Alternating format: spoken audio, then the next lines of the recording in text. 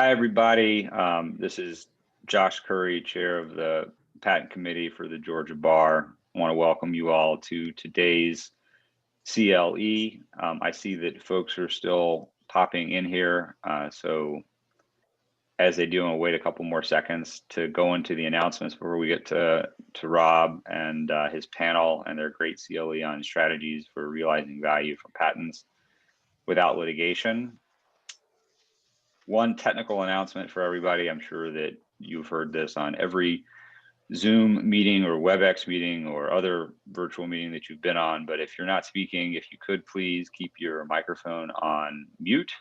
That will greatly help with any feedback issues or problems that happen in these virtual meetings. We do have a number of participants here today. I'm not even going to try to guess, but just scrolling through my screen here, I'm on the fourth or fifth screen. I see some folks have some really good profile photos. Nice sunglasses, Jeff. But so there's a lot of folks on the line, so make sure you keep yourselves on mute. Lane, can you bring up the announcement slides, and I'll do the announcements real quick, and then we can turn this over to Rob to get to the CLE portion of this. I don't have the ability from my end for the announcement slides. Oh, well, that's too bad. So I'll just make the announcements anyway. So again, I'm Josh Curry from Lewis Brisbois, chair of the patent committee this year. My vice chair is Andrew Strickland from Lee and Hayes.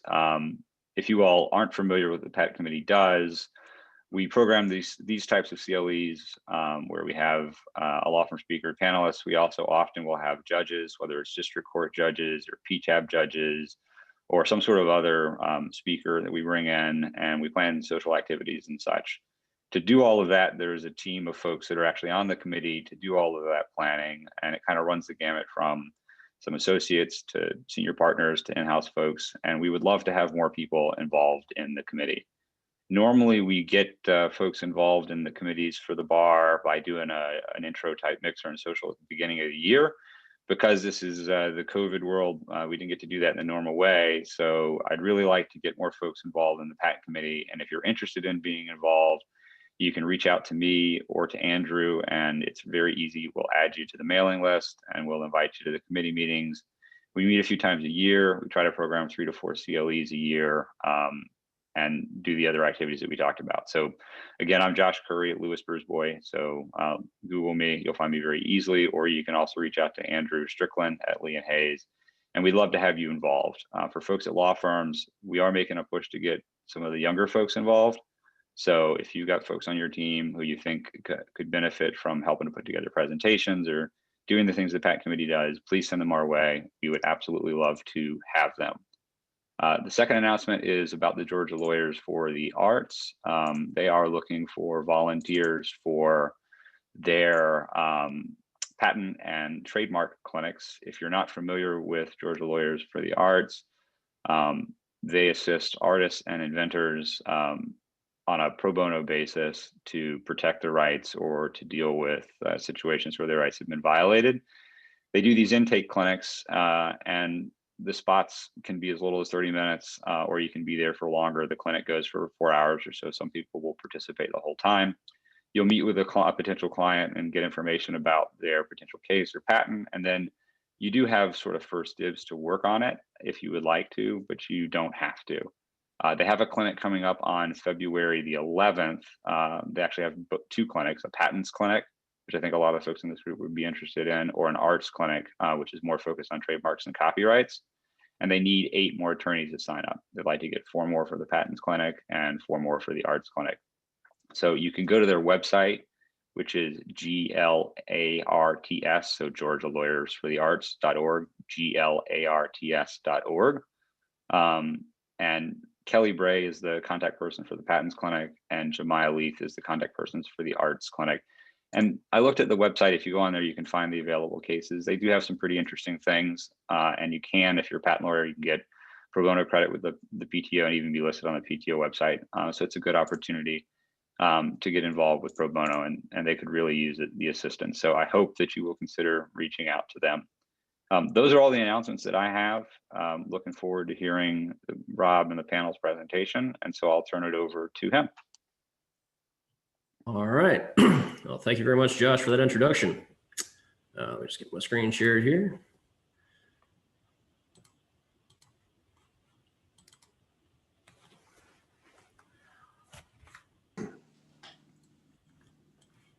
All right. Well, good afternoon, everyone. Thank you all for joining us. I am Rob Curlow with Kilpatrick Townsend. And as says right there on the slide today, we will be discussing strategies for realizing value from a patent portfolio without litigation. We have a great panel lined up today, some of whom are coming from well out of state. And I'd like to go ahead and get them introduced. So first off, we have Brian Hinman of Aon. As you can see from his bio, he brings us his vast experience in licensing evaluation. Brian has overseen monetization programs for IBM, Philips, and other companies of up to $500 million to up to $1 billion. So Brian, welcome. Thank you for joining us today. Anything you'd like to tell us about yourself? No, I run a practice at Aon, helping to solve issues around intellectual property strategy, valuation, and risk. And excited to be here. Thank you.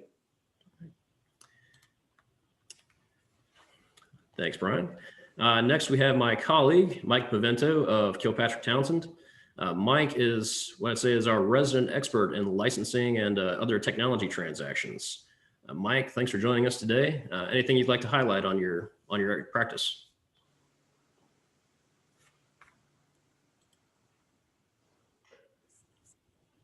Hey, Mike, you're muted.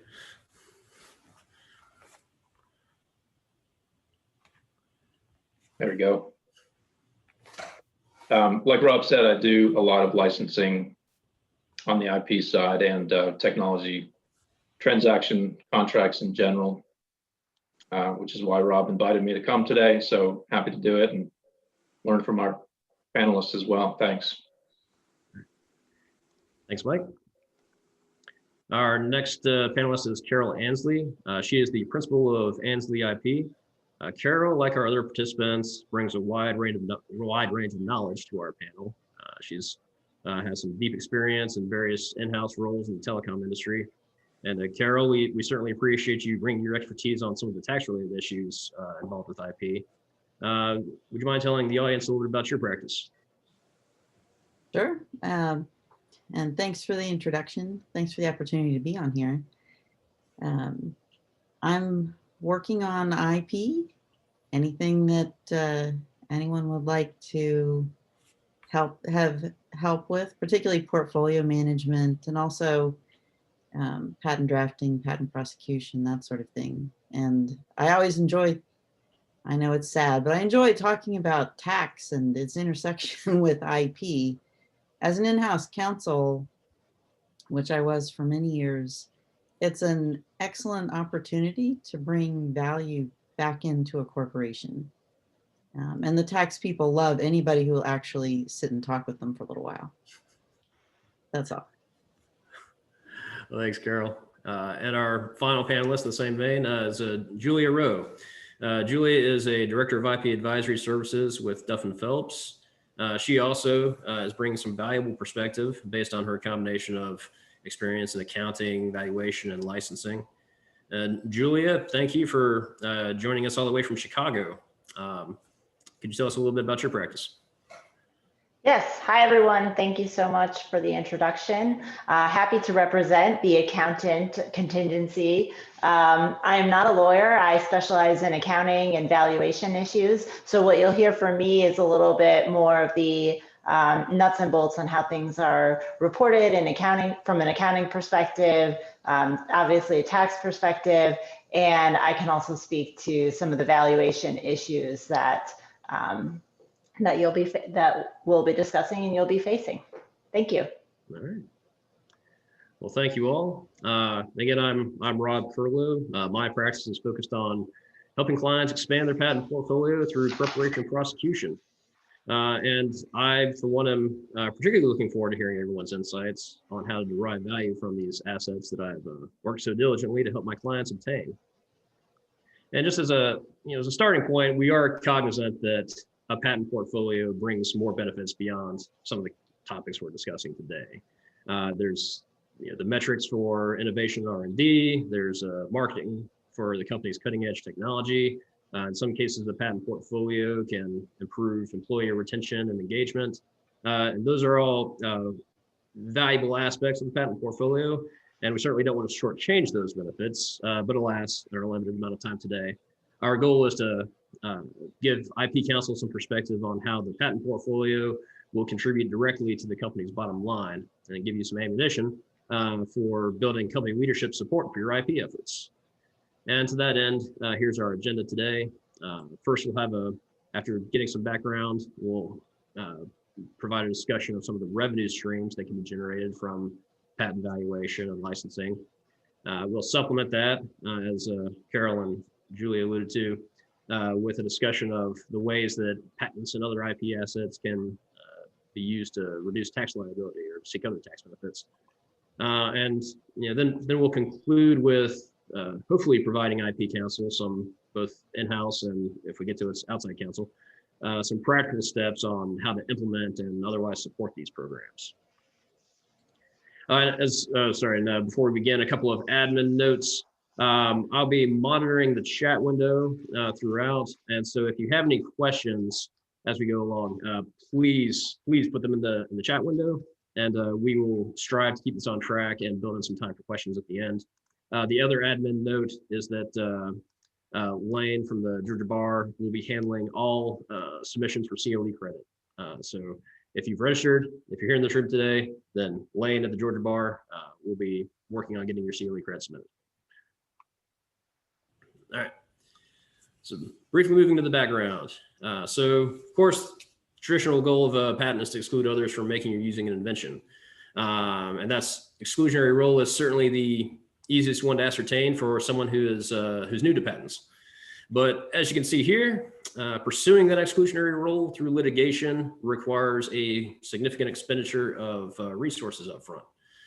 For instance, in 2019, these are the median litigation costs have ranged from $250,000 to $2 million just to get through discovery, motions, and claim construction.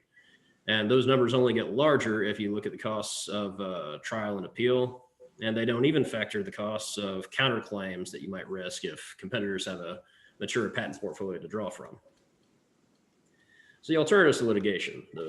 We'll talk about today the valuation, where you can assess the monetary value of a patent to support licensing, sale, financing, etc. The licensing program itself, and the tax benefits through patent box regimes, IP holding companies, etc. Potentially underappreciated aspect of the value that patent portfolio can add. And of course, that's what our panel is here to discuss. As we get through these items, we'll start off with having our panel just give a high level of explanation of some of the revenue streams you can get from licensing and valuation, as well as the tax benefits. And then we'll move on to some of the implementation steps for in-house counsel. All right, starting off with revenue streams and licensing. We're here to talk about what the revenue options are available through valuation and licensing. These options run the gamut from royalties all the way through sale or even use of IP as collateral. And so let's turn to the experts on this and maybe start off with Brian. And so Brian, could you give us maybe an introduction to this topic and more specifically help give us some thoughts on how in-house counsel might assess which of these options are most suitable for a given patent portfolio? Yeah, so if you think about it and take a step back, the counsel first has to ask the question, what's the strategy of the company, right? So when I was at Philips or even at IBM, it's a multifaceted strategy. Part of the company wants to have exclusivity in the marketplace, and so therefore they don't want a license and they don't want a revenue stream from licensing or through litigation. They just want to be able to offer, as you say, patents offer that exclusivity. So that's the chosen way of doing business. If the strategy is to actually monetize and to actually, and for whatever reason, whether or not it's to leverage your R&D investment, so therefore you're getting a return on the investment, or whether it's because you want to go out and make it an industry standard. So when I was at Philips, our lighting business, we wanted to make our LED lighting more or less a standard in the industry. So we went out and broadly licensed to hundreds of companies because they adopted the technology as a standard. And so therefore it's a revenue, but also it's a standard technology for the industry. Or whether or not it's just through pure revenue generation. So oftentimes you have to look at technologies that you have that are perhaps at Philips, we had a lot of consumer electronics business that we weren't using anymore. We weren't in that business, but we had a lot of patents. So we sold off the business, but maintained a lot of the revenue producing patents, and we chose licensing there. So that's the royalty stream associated with it. But there's a lot of considerations on how to do that, and whether or not it's your licensing or whether or not you want to sell the patents, because there's a very active secondary market that appreciates the value of good quality patents, and therefore you can go and look to a broker to go out and sell the patents. The other revenue stream to consider is looking at if you're a young company and you've got strong intellectual property and you're trying to raise money. One of the things we do at Aon is facilitating a debt instrument that allows you to borrow off the value of that IP, using it as collateral as a debt instrument, so you're not relinquishing equity. So therefore, it becomes a very powerful instrument as long as it's valued appropriately to get a loan to value that really percentage that's meaningful for you. So I think that's in a sense how to think about this. Thank you, Brian. Mike, anything you'd like to add from your perspective on the licensing side? I guess I would say that as outside counsel, I don't get too much involved in trying to figure out how to value the asset. My role tends to be helping the client strategize as to what to do with the asset and how to realize that value.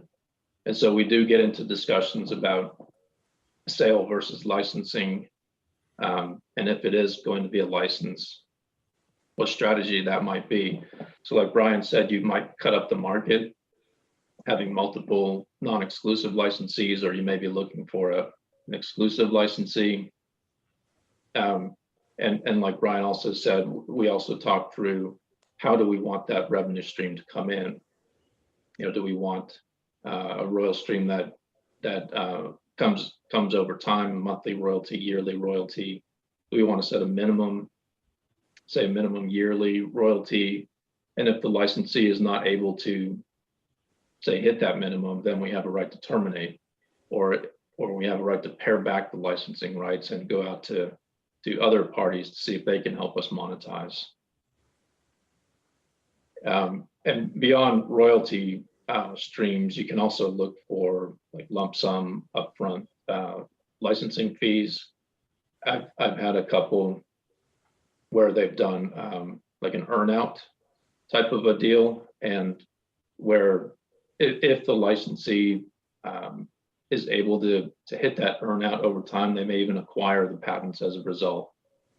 So there's lots of different ways to structure the royalty or the revenue stream that you can get from licensing your patents. Like I said, though, as outside counsel, the clients tend to come to us with a term sheet. At least the bigger companies we work with, they tend to come to us with the value in mind, and we talk through how to get that revenue in the door. Smaller companies will sometimes come to us with just a rough idea. I think my patent or my patent portfolio is worth X number of dollars. What do we do with it? And that's a time where we do get more involved. Maybe your valuation seems a little out of whack based on what we've seen in the industry. Maybe we should consider sale of the portfolio. Like Brian said, there are other options like the RPX, those types of companies who might be looking to buy patents for defensive purposes. So another way to get monetary value out of your portfolio. Yeah, I can add to that. So that's something that we look at a lot, the actual valuation portion of the licensing discussion. We can help with stress testing a company valuation, or helping to provide additional data points so that when you go to the negotiating table, you have some real data that you can bring to say why your valuation is reasonable and why the other parties should pay your valuation. So that's something that we look at. Hi there, and I would add one other thought, because I know a lot of companies are struggling right now.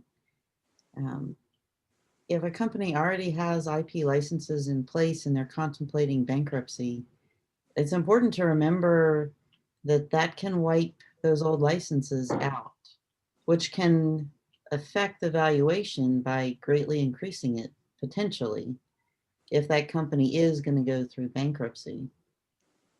So it's another part of the valuation game, or maybe I shouldn't call it game, but it's another part of that calculation because, you know, it may, for a business that is in trouble, they may be able to recoup more value from a patent portfolio by going through bankruptcy than by trying to sell it as an ongoing concern.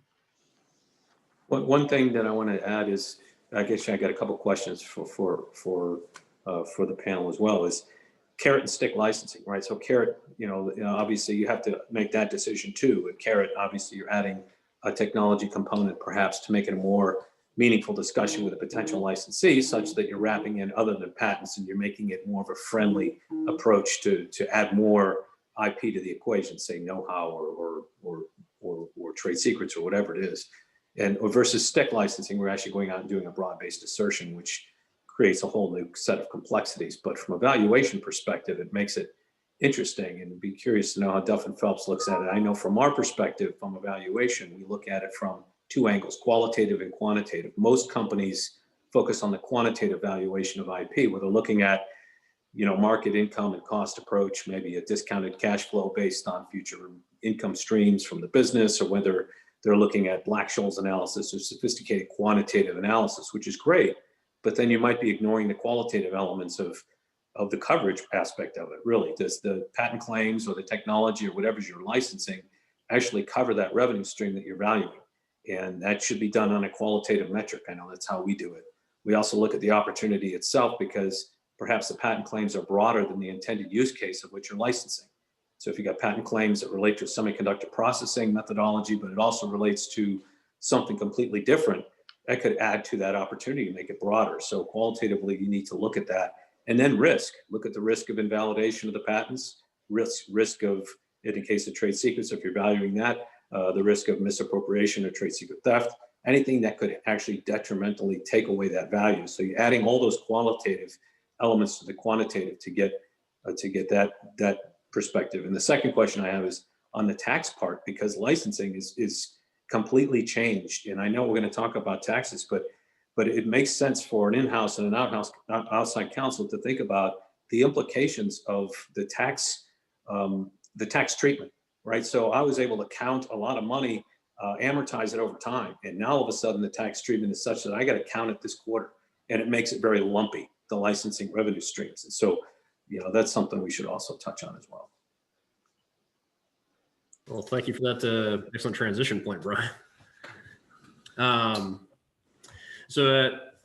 We delved into the route valuation licensing side a bit there, and turning to that tax side.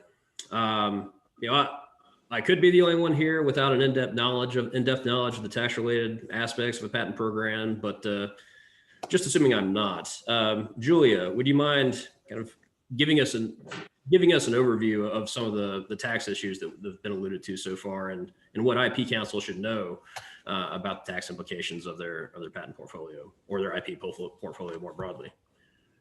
Sure, I'd be happy to. So a lot of what I'm saying, I'm going to provide you with the general rules, but know that tax is a complicated issue where there's definitely exceptions. So there may be some, there are always exceptions to the rules is the main point. So generally speaking, when you're creating or acquiring IP, things like research and development costs that are incurred in the ordinary course of business are typically expensed as they occur. There is some ability to capitalize some costs, and I'll go through that in a little bit more detail. So in creating IP such as copyrights, trademarks, trade secrets, or patents, they sometimes can be capitalized from an income tax perspective. So what that means, let's say you spend $50,000 designing a trademark and registering that trademark with the USPTO, that $50,000 expense is not necessarily deducted on the tax return right away. Instead, you would set that as a tax basis. And so if you later sell that trademark, you would deduct 50,000 from the purchase price to determine how much gain should be reported from the sale on the business's income tax return. There are some IP, of course, with a limited useful life, like copyrights or patents. And for those, you can amortize the costs on your tax returns over the course of the life. So for example, 15 years. That would reduce your income tax basis each year until the amortization causes the assets balance to reach zero. Some assets like trademarks are renewable indefinitely, and so they're not typically amortized. That's why you would typically just record the tax balance and then record a deduction when you actually sell the asset later on. Let's see, in terms of IP asset sales, typically, historically, there were rules allowing for long-term capital gain treatment when assets were sold. So typically long-term capital gains are at a lower tax rate. In 2017, there was a shift with the Tax Cuts and Jobs Act, and now that's reported as ordinary income. So I think that's what Brian was referring to a little bit earlier when he was talking about like lumpier returns. And let's see. In terms of licensing and other income, so prior to the 2017 Tax Cuts and Jobs Act, there was a question of whether IP income from a license agreement or settlement agreement could be taxed as ordinary income or capital gains. And there was typically an analysis that was done to determine whether the license was a little bit more like a license or a little bit more like a sale. Now, licensing income is typically subject to ordinary income. So it would be a higher tax rate, generally speaking, and the sale versus license analysis is generally not needed. The joint explanatory statement of the committee on the conference in 2017, when they made this change, said that gains or losses from the sale or exchange of a patent, invention, model, or design, whether or not patented, or a secret formula or process, which is held either by the taxpayer who created the property or a taxpayer with a substituted or transfer basis from the taxpayer who created the property for whom the property was created, will not receive capital gain treatment. And then lastly, I'll just briefly touch on litigation settlements. It's generally the same as the other types of income. It's typically ordinary income, but that does reflect some changes in the law.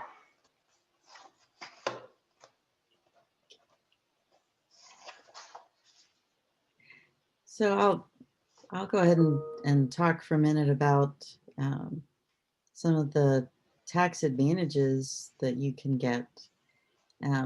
They're most applicable in non-US jurisdictions, particularly in Europe. There's a set of tax regimes called the patent box. And depending on which country you're in, it can vary, the benefits can vary a lot. For instance, if you're in Great Britain and you have patent assets that were produced by engineers in Great Britain and applied to products where the revenue is being recognized by an entity out of Great Britain, then you can apply the patent box relief directly to the taxes associated with those product sales. In some other parts of Europe, it can be the tax relief is directed toward any license revenue. And that's where if you have patent assets in those countries, then you may want to have an IP holding company also in that country so that you can receive licensing revenue potentially from other parts of your business or from other companies, depending on if you've licensed it externally or if you licensed it within a larger corporate structure. You can use those IP holding companies if you pick the right jurisdiction, and you can get pretty nice tax relief on those revenues. And I'll just finally mention, if you are in the US and you're negotiating with the IRS over your R&D tax credits, we had seen when I was in-house counsel that it was often a very nice part of that package to be able to say that this team, worked on this product and they also produced these 4 patents which applied to this product. It's a way to justify that activities are research and development and not, directly related to marketing or near production, which doesn't get covered by the R&D tax credits. So there's a lot of different moving parts in this, and it goes into how the corporation is structured. And for an in-house counsel, you have to consider, you may want to recommend, where a patent is actually applied for.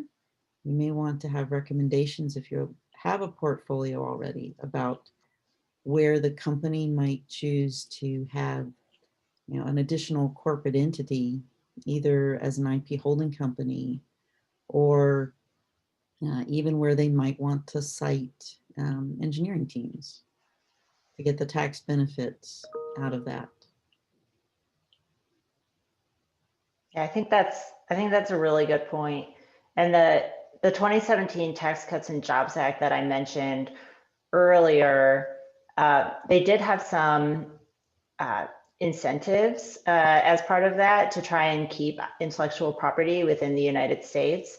So for IP assets owned in the USA, receiving funds from foreign companies, the IP income tax rate was reduced to 13%. And there's some built-in increases to that should kick in 2024. And then for IP assets that are owned outside the United States, that are owned in subsidiaries owned by US companies, there's a 10.5% minimum tax. So that would be in addition to the foreign taxes that are paid. So the US is trying to make sure that they're protecting their tax base and at the same trying to incentivize people to not use very appealing looking incentives outside of the United States for holding IP. Carol, is that something that you advise your clients on? I advise them that you have to look closely everywhere and weigh those decisions.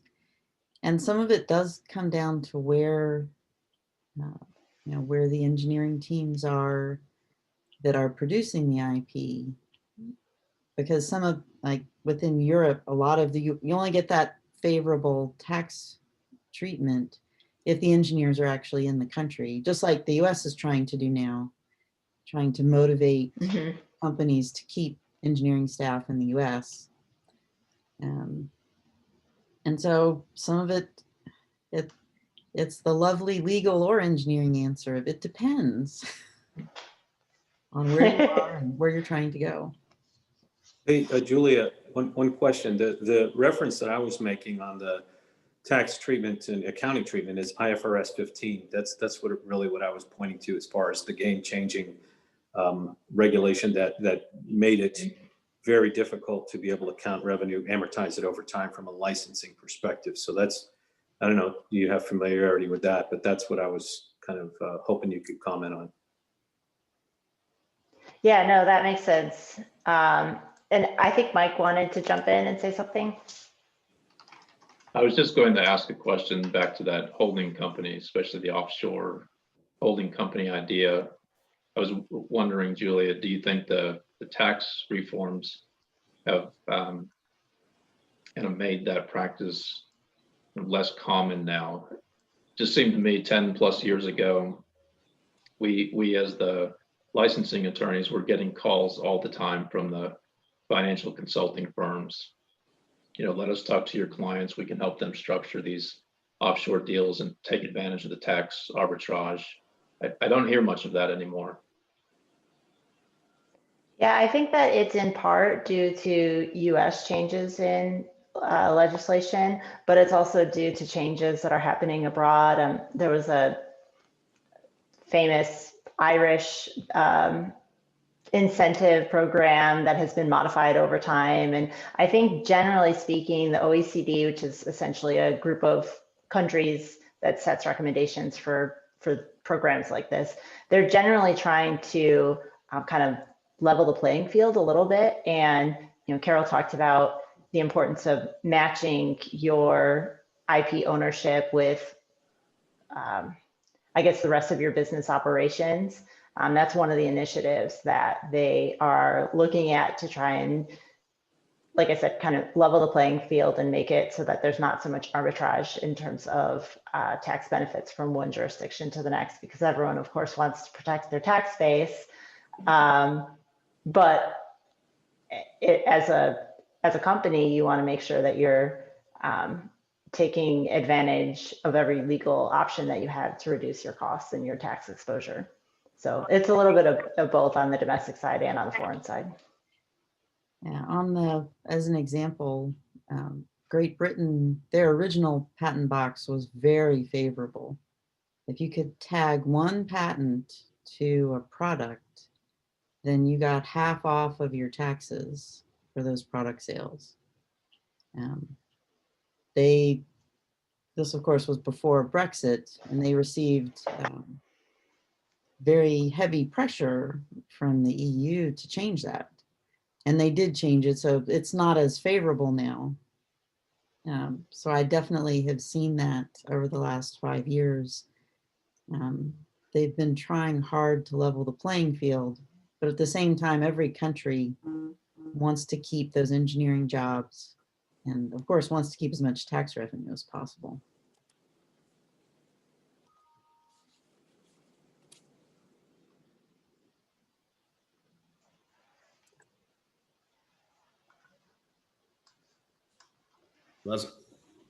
Thank you all for that in-depth discussion on that side of things, and we've covered, and I think we've covered this a bit as we moved along, but I want to move into more of an implementation side of DLE. So let's see, we have plenty of IP counsel here, and let's say that you're an in-house IP counsel, and you're either looking to increase your valuation activities, your licensing activities. You're looking to leverage the tax benefits of your portfolio. Just from a practical perspective, what advice would you give to in-house counsel in terms of what information they need to find about the company, about the company's goals, about their patent portfolio, et cetera, in order to get moving on some of these ideas we've talked about so far? Brian, I think you alluded to this a bit earlier, so I'd like to start with you. Yeah, so I think I get back to the whole strategic discussion. I mean, your question is a good one because, it really involves strategy and operations, and the in-house counsel has to establish a cultural mindset within the company. And that's particularly in the C-suite, establishing a mindset that innovation should be protected, right? So building a portfolio that you've got an arsenal, both offensive and defensive, to establish protection of the revenue streams, as well as being able to enforce them as you need to if you want to. But being able to, and the way that we did that at Philips, for instance, was to insert it into the strategic plan of the company. So every year the strategic plan got changed as the product set changes. So the company, this has to be a living, breathing document that as you're injecting more innovation, which results in different product set and different solution set that you're offering into the market, your IP portfolio should change along with that, and your strategy, whether it's monetizing or whether or not it's going out and litigating, whatever it is that you're doing, should be reflected in a strategic document, which reflects, okay, this is the state of our portfolio now. We want to grow it by 10% this year, which matches our R&D investment. Perhaps we want to trim our portfolio because these are redundant assets. Maybe, and then you also identify gaps in the portfolio that you want to build and address either organically or inorganically through acquisition, and or perhaps through M&A. And here's some assets that we want to potentially license. Here's the revenue associated with that. And then here's how strategically it fits into the overall business strategic plan of the company by business unit. So you're doing an overall overreaching strategy for the company. And then for each business unit, you're having an individual implementation of that plan, which you can implement throughout the company. But it starts with that C-suite mentality of a cultural mindset to appreciate the value, and then communicating to the constituents like a CFO, here's the return on that investment. Here's the yield from the R&D spend. We're getting X amount of patents, and our yield we can increase if we increase our spend. And you're doing lots of financial and patent modeling and IP modeling based on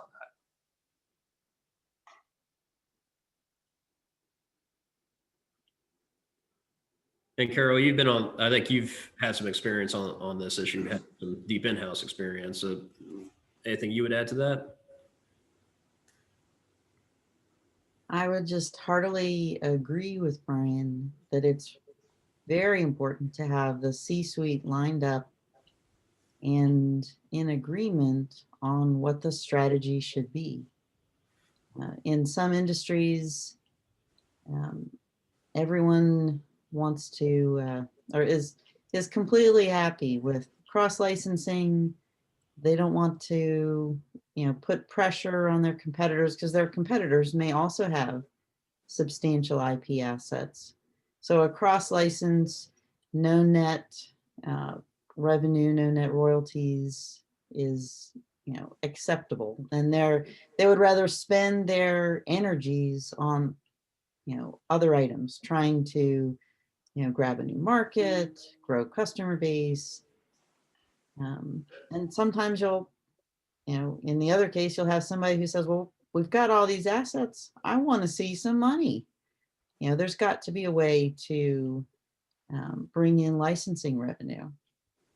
And you have to be able to work with them and understand what their goals are and what they see as the next important thing to accomplish. Because if you're pushing licensing when the C-suite has no appetite for that, because there's always the danger that someone will turn that into litigation. And the licensing, trying to bring up things like that, if the C-suite doesn't understand it or is just not interested, it can be a really heavy uphill journey. Yeah, and you have relationships too, Carol. You've got, as you know, and when I was at Verizon, okay, the CEO said, maybe we should make money off of licensing. The problem is at Verizon, everybody's either a supplier or a customer to Verizon. So you go out and you even casually have a licensing discussion with one of those companies like a Samsung or some of the suppliers, and it becomes, why are you asking me? You're wanting to tax me more, whereas I'm supplying you with cell phones, and it disturbs that balance, that relationship. And so therefore, there's less of an appetite for revenue generation through licensing. We want to preserve client relationships. And it's a tricky balance. Yeah. Philips walked that bridge pretty well, and some other companies have struggled with it. I would just add, kind of taking it down a little level of complexity there. As outside counsel, the way we can sometimes support implementing a licensing program comes from helping the clients understand their portfolios, what they've got, especially when we've helped them build that portfolio. So we can do things like, how weak is this patent from a 101 attack perspective? Is it a pioneering patent? Is it incremental improvement patent? How is it tied to industry standards, or how easy is infringement proven with this patent or the patent claims? And so helping clients get their arms around that, we can help them value in the sense of strength of the portfolio, not necessarily monetarily. Some other things we can do is help the clients develop their form agreements.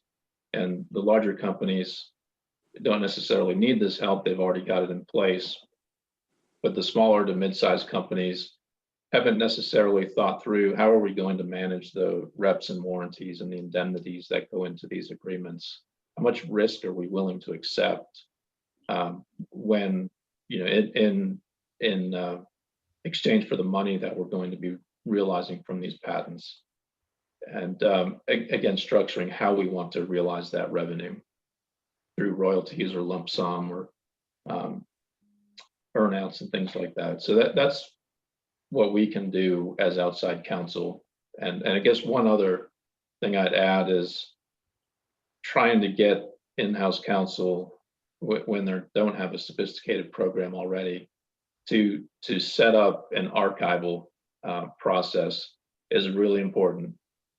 I've worked with several clients who, you know, oh yeah, we have an agreement with so-and-so, I have to go find it. And it's in a box under somebody's desk. We don't know what the terms are. We don't know how much they're supposed to be getting. We don't know when they're supposed to be getting royalty reports.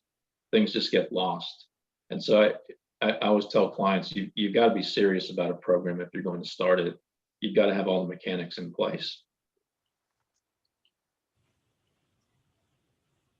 And just generally on the tax side of things, realizing this is outside the lane of your typical IP counsel, but if the IP counsel wants to take a role in pushing the company towards realizing some of the tax benefits, I mean, what does the IP counsel need to know before he or she starts talking to the finance folks or the tax folks either internally or engaging outside help?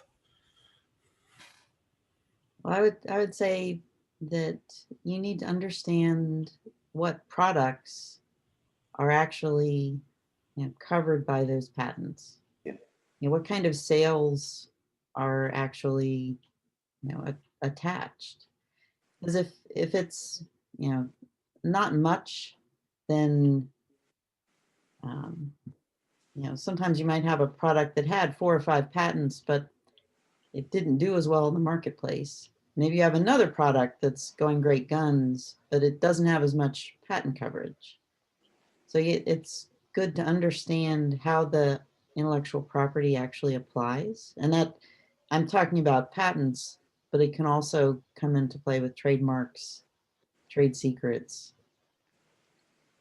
copyrights, anything else that could be attached to that, so that you can understand, you know, what opportunities there are on the tax side to take benefits from either patent box or making sure that you're getting, you know, as much value as you can out of R&D tax credits.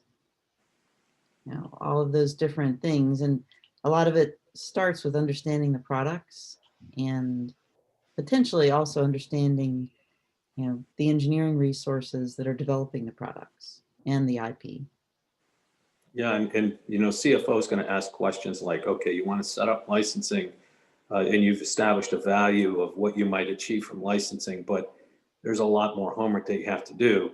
And I know outside counsel can spend volumes of time looking at what does the patent landscape look like? What are competitors doing? Where are they patenting? Where, you know, looking at prior art for invalidating, looking at, you know, the quality of the claims. Are there 101 issues that could come up? What is the blowback?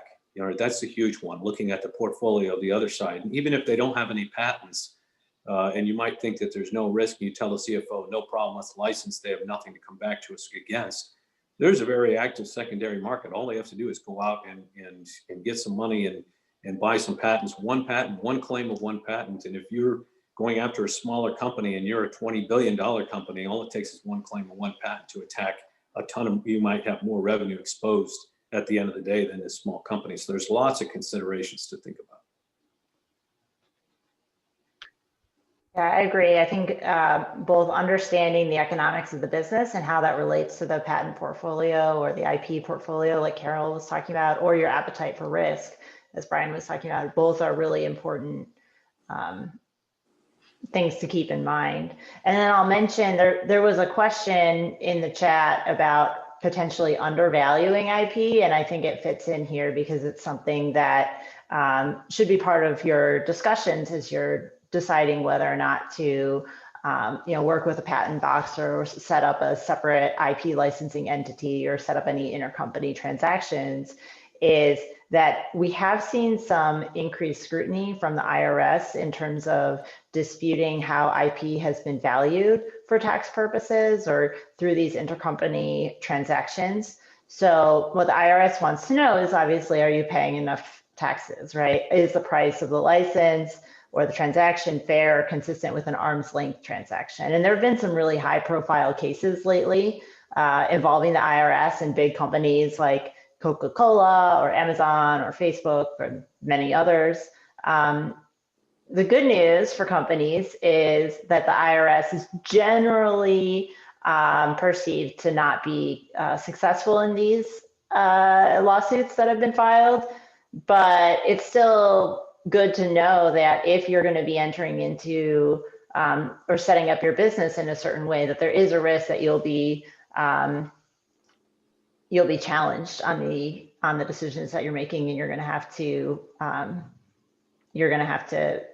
put your money where your mouth is in terms of defending your decisions from a tax perspective, and that can create an additional area of risk, even if it turns out that you're right.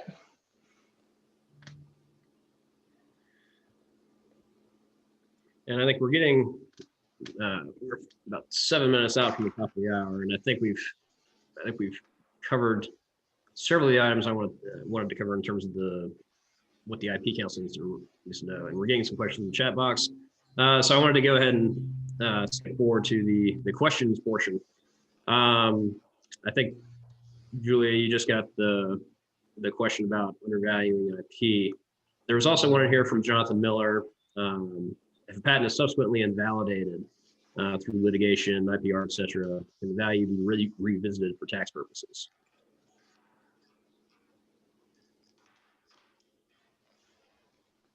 So I think that the answer is yes, and feel free if any of the other panelists would like to speak to that issue.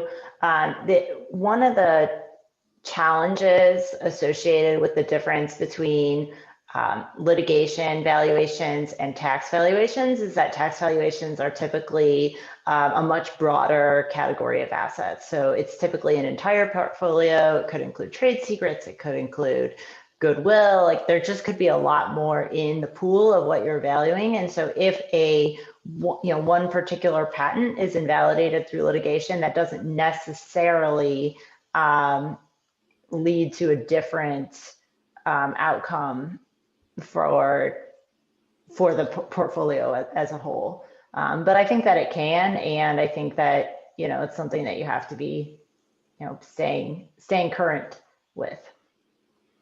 Yeah, and the other thing to add on to that, if the entire patent's not invalidated, but just maybe one or two of the claims, then you still have surviving claims that are equally as, well, maybe not equally, but you still have value there, right, from a tax perspective. I agree. And I have another question here from Elizabeth Lester. Elizabeth, I can either read out your question, or if you want to just unmute yourself and ask the panel. However you want to do it. I'll unmute. Okay. Hi, everyone. Rob, I appreciate this presentation. Issues I deal with all the time. This is somewhat related because it's primarily a tax issue. A lot of the times is, what intercompany agreements do you recommend having in place, both domestically and internationally, where there's patents and IP involved, especially if there's not a true patent holding company? Yeah, so it depends on the structure, right? So when I was at Philips, patents were centrally owned and managed. I was the chief intellectual property officer, so I had control over the entire portfolio, and so there was less of a need. The intercompany agreements was just a discussion I'd have with that group that generated the IP, that this is what we're going to do, but it wasn't like I had to get their permission to do it. If you're decentralized and such that some business units own their own IP, then you're going to have a need, if you're the IP department, to have those agreements that state there's going to be some kind of a governance structure such that you need to have them have a formal understanding. Maybe there's you could have a committee where a person from each of the business units participates, so that way you can have that governance structure. But you have to have fundamentally some way to have some kind of control, even though there's not central ownership of that portfolio. I'll just add one other item there is when you're selecting what venues, what jurisdictions you want a new patent to go into. You may also, choose how you file in the different jurisdictions. You always have to have the same inventors, but, do you have all of those filed in the name of the central company? Do you have, the European patents or the, filed in the name of a European holding company or a European entity? Might not be strictly a holding company. And so you have to consider, that even all the way back at the stage when you're selecting countries to go into, if you have an invention that is worth patenting both in the US as well as internationally. And the last point I'll add to that is if there is a possibility for litigation down the road, the separation of IP ownership and IP use, it can create some issues with the enforcement of your IP, having standing to sue in different jurisdictions and the recovery of different types of damages or injunctive relief. And I think we had one other question at least from Peter regarding covenants not to sue. You may have just dropped out. Peter, would you mind putting that question in the panel?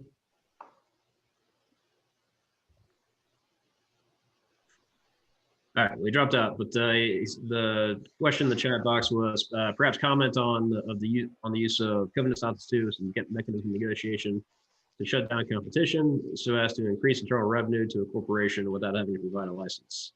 Pluses and minuses.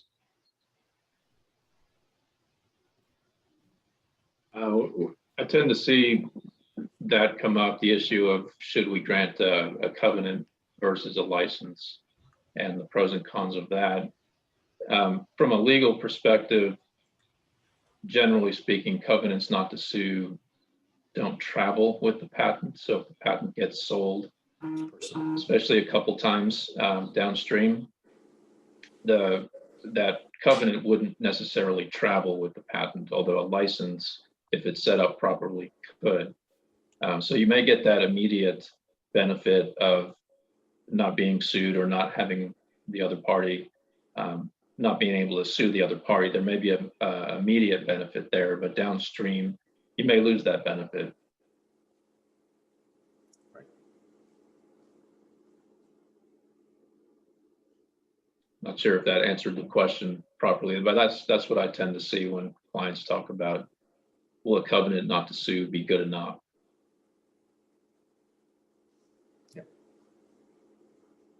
I think that's a good point. Yes, they're like a Band-Aid. They're nice and they're helpful, but in the long term, you have to be careful. Yes.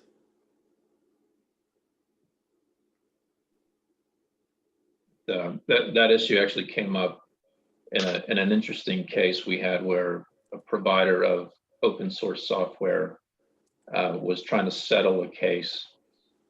And so taking a license from a patent owner, and of course, because the open source software distributor, they knew that software was going to be passed downstream over and over again. How do we get the benefit of that patent license to follow the patents downstream? And of course, the patent owner didn't want to license the entire industry in just one fell swoop. So we were talking about covenants not to sue, and then how would that protect the downstream users? It was a very, very complicated negotiation. But that's where this issue popped up, and it was a tough one to figure out.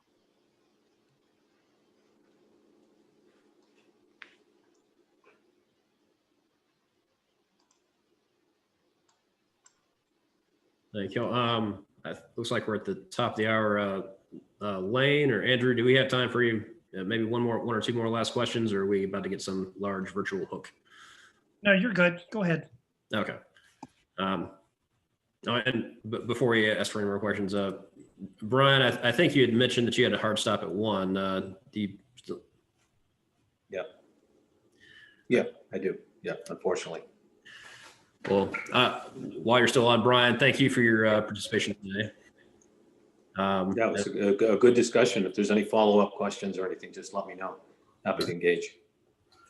Thanks, Thank you, Brian. Brian. Hey, Brian. Thank you. And just while we have a couple more minutes left here, does anyone else have any further questions for the panel?